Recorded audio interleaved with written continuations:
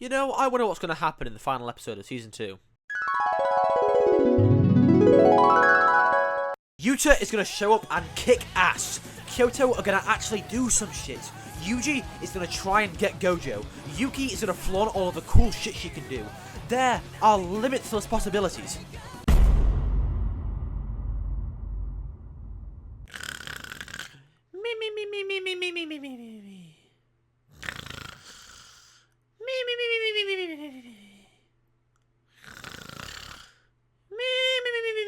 Oh shit, Yuta actually did something. Ladies and gentlemen, it is to my displeasure to announce that the finale of Season 2 was a setup episode. That's right, this has all been a psyop orchestrated by Shonen Jump so they can sell more manga volumes. Every man, woman and child will be flocking to their nearest waterstones. This episode was the equivalent of reading a Togashi manga. Actually, let's check the actual chapters animated for this episode. Yep, that checks out. Well, regardless of any of that, it is the end of my stupid ass recap videos, so let's do this shit one more time. I would recommend rewatching this episode or reading the manga, because there is some serious yapping going on here. I found myself struggling to comprehend what they're saying here, but let's be honest, you did not come to the Snowy Forecast channel for deep anime-only discussion about the plot of shows. That's what you got these guys for. If you did, however, don't worry, I will do that later on in this video. Also, I know that I said that Fate Getter was Aizen, but I was half joking. It is very clear now that Kenny is just straight up Aizen. He is hatching his big boy master plan by waking up Megumi's sister. Yeah, I told you this episode was kind of unclear. He also started the Curse Apocalypse, and even pulled out an Aizen exit sequence. Overall, none of my questions have been answered, but it is confirmed that apparently he is ancient, and he's trying to bring back the good old days with Sukuna, or something like that. Oh my god! Are you serious? He still can't guard me! He's a bum!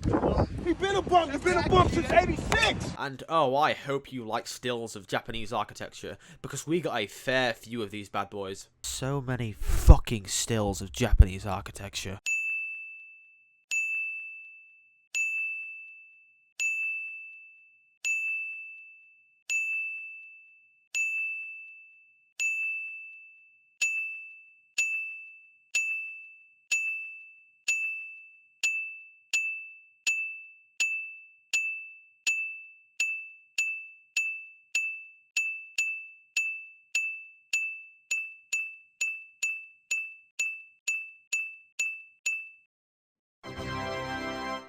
Oh, and if you liked the Mei scene, no, not that part, the part where she talks about economics, you are going to be thrilled.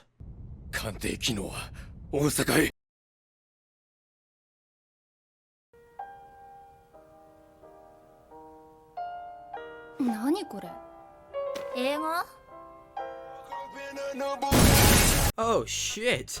Mappa brought out the CGI ramen moving shot. This is on par with the Locust fight. I also believe that this predatory ghost is Mei. No other person has the grooming skills that she does. See, this little girl is even falling for it. Oh, that is not Mei. It took you fucking long enough. Were you just hanging out in Africa? Shame on you, Yuta. No wonder you aren't the MC. I'm kind of confused as to whether Yuta has Rika or not. The movie definitely felt like it was making the point that Rika was moving on or something, but Yuta is still a stupid strong special grade that has her. This is like the one time where I'm cool with manga readers explaining this to me in the comments. Yuki then does some really ambiguous shit, and it is the last 5 minutes of the episode where stuff actually starts getting interesting. Why? Civil War arc! This is one of the very few arcs that can surpass a tournament arc. There is so much incredible stuff that is being set up for this next arc. It looks to me like the High Council of Jujutsu and Jujutsu High Tokyo are going to be at war very soon. Gojo has been listed as a co-conspirator of the Shibuya incident, meaning that any attempt to unseal him is an act of treason. The headmaster has also been sentenced to death for some reason, and Yuji is obviously going to have his execution unsuspended. But the best part is that you have this motherfucker acting as the executioner. This brings up a whole load of questions for Season 3. Why is the High Council not acknowledging that Geto is dead, and that this is Kenjaku, or at least Naritoshi Kamo? Did they not know? I really feel like they should know. Why is Gojo labelled as a co-conspirator? I know that he has been a roadblock in many of their plans, but it feels like a big deal to label him essentially a criminal terrorist. He was still a huge help to their cause. And following off of this, they also essentially labelled Masamichi as a co-conspirator. Why did they do this? It seems to me that they straight up want control of Jujutsu Tokyo. There is not enough reason to execute him along with Yuji. And finally, Why is Yuta siding with the High Council? The idea that Yuji should be executed is understandable. It even got revealed that Sukuna fucked up Inumaki. He also didn't do shit this season, but it seems a stretch to side with the council, especially considering that they obviously want Jujutsu Tokyo to be gone, when he himself is a member of Jujutsu Tokyo. Well, in the end, I am just a silly anime only. I hope you believe me now, Blabberbleep 4 numbers. I could have missed out on some vital details, who knows. Regardless, I am excited for the next arc, which I will be reading anyway.